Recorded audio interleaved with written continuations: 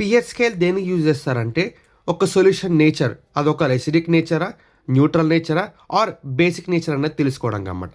So ఇదొక pH scale అనమాట. So pH స్కేల్లో మనకి 0 to 14 ఉంటాయి వాల్యూస్, 7 బీయింగ్ న్యూట్రల్ అనమాట. సో 7 అనేది న్యూట్రల్ సొల్యూషన్స్ అనమాట. సో ఫర్ సపోజ్ మనకి పిహెచ్ వాల్యూ అనేది ఒక సొల్యూషన్కి మనకి 0 to 7 ఉందనుకో వాల్యూస్, ఇది మనకి ఎసిడిక్ ఇన్ నేచర్.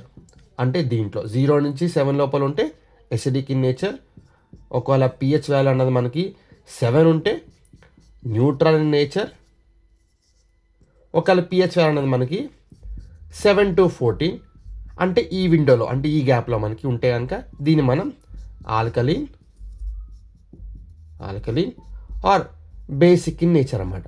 సో ఇక్కడ మనకి 0 దగ్గర మోస్ట్ ఎసిడిక్ నేచర్ ఉన్న సొల్యూషన్ ఉంటుంది, 14 దగ్గర మనకి మోస్ట్ బేసిక్ ఇన్ నేచర్ ఉంటుంది అన్నమాట.